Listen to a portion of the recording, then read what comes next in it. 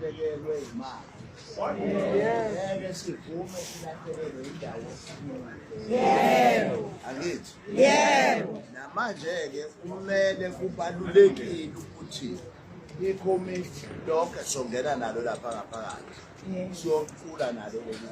Mina nibe la uma kudlula imantshi ayidluleni la ibone ukuthi laba bantu okuthiwa bangadayisi laba bantu ekuthiwa bangabi nayo iprivilege njengamazayizayi. Amazayizayi anikezwa yonke imfuno zakulelizwe. Lena cha anitholi bakufanele nithole. Yebo. Asivumi-ke thina leyo. Yangithola. Yebo. Asivumi leyo nto futhi sizele yona lana. Masingena la sizobe sizofayithela ukufa nokuphila.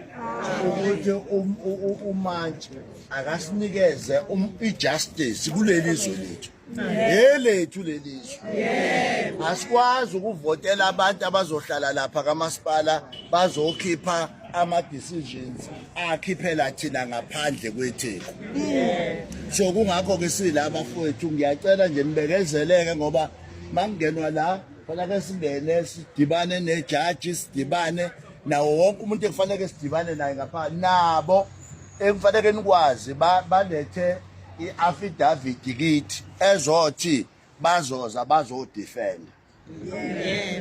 Niyezwa? Basinikezile ngolesihlanu namhlanje ngolesithathu basinikezile bathi bona bazoza bazoyidefend enkantolo le matter.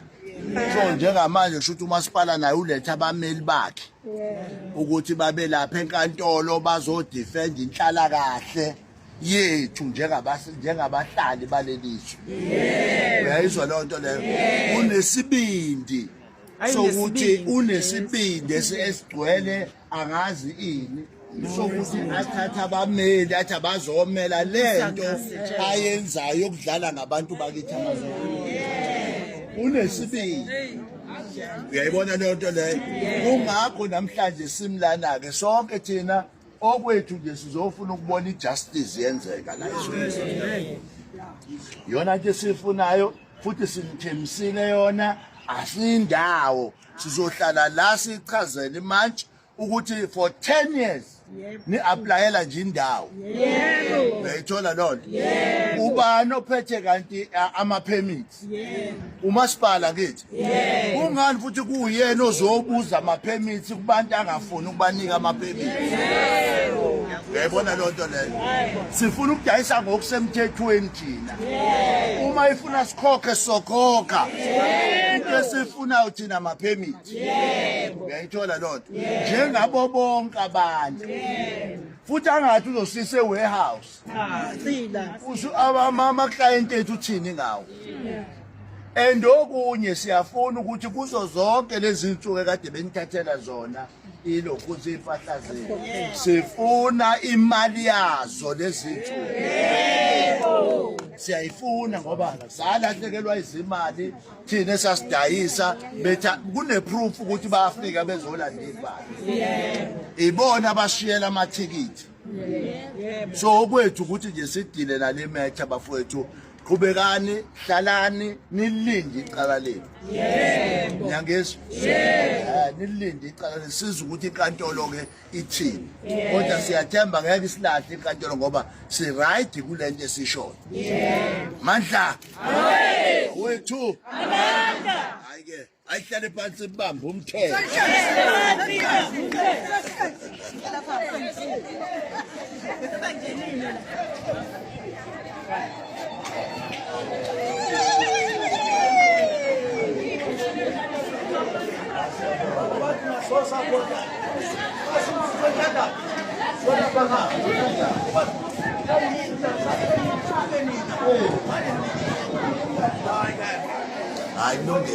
Sicacise la eyokuthi njoba sonke silana akekho umuntu ophethe isikhali. Ngakho ke alikho iphoyisa lizosidubula.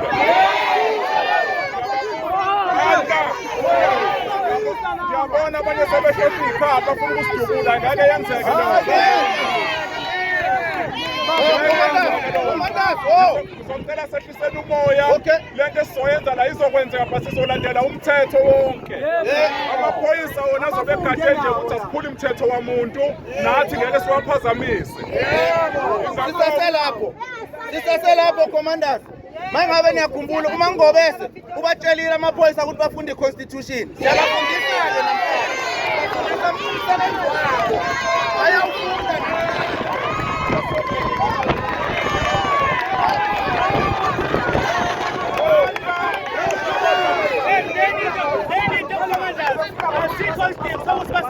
Any minimum force or anything if we are not violent. We are not violent, so any minimum force or anything. Sizohlala la ngaphandle silinde uCOP19 nabo-corporate bangenaphakathi bakwenza umsebenzi wenkosi. Sibuye ngaphandle. If abantu abakhishwe la benenkinga bazohamba bayovula ikhesi e-constitution and then babevula siyafika-ke thina sizobuza ukuthi they are illegally here yini ngoba ngomthetho babela ukuthi bazokwazi ukuvula lelo kucala yilelo. Sike sizobakhipha la bahambe baye e-police station. Umsebenzi osuseleka owamaphoyisa sesiwenza umsebenzi wenkosi la. Siqala aba-COP19 asondele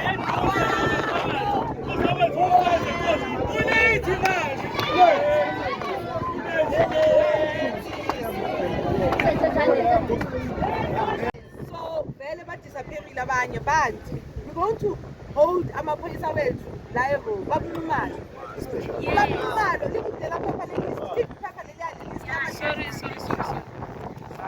About 3 abasekhongo then. babulumalo yama unit. Sorry. Ngicela ukusulela sezantsi. About ama-units anenkinga lawa because angithi we were instructed ukuthi siyehleni sokhuluma so that nizoyilungisa during. So give you guys at least 5 days. Order. Sizobanika 5 days. Okay. Ne? Bahambe baye court bayoverify yonke into ukuthi kuyenzakalani la nje must give us feedback. Ukungena la into encane. Abaningi bagcwelela abathi ngeke singene kodwa singenile. But because besingazange kuzomosha that's why singenile sayenza into right sayofuna la sifuna khona. But unfortunately bese kukhiwe. Yes.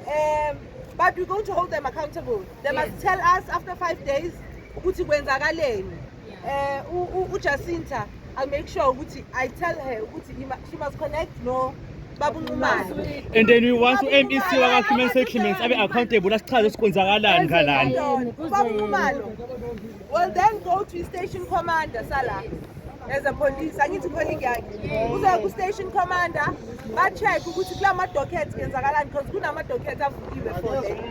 Hlala amakhongo nezinfecta amakhongo kuphela labahlala lapha. So ibhilidi yakamasipala indaba zama-rates and taxes but we need to know ukuthi bafike kanjani amakhongo ukuze ba-owne ama-units. So 5 days we'll give feedback. Sizoyiposta nakuma-social media platforms so that you know what happened after 5 days. Siyavumelana. I think ayibhala i-thank you for the patient idala silindile. Abantu esibafunayo bakhona la kunama-foreigner la and they're not supposed to be there. So ayizophela la. I-syndicate edila ngoku-hijack ama-properties ba-target abogogo abadala babonile ukuthi labogogo nezindlu ey'hlala abantwana aba-child-headed homes ba-targeta zona. So we know how they operate. It's just ukuthi asikaze sayenza like KZN but in Joburg sibhizi ngayo. So we're going to implement it nala. We'll have a task team ezosearch and I'm glad usisi kune-background nyalo uyayi-understand ukuthi bafike kanjani ukuze balise izinto zabo. So we'll communicate naye and sizonipha i-feedback. Okay? So for today we are done. Siyabonga kakhulu sihambeni kahle safe. Nazo sizophuma kumele sibuye.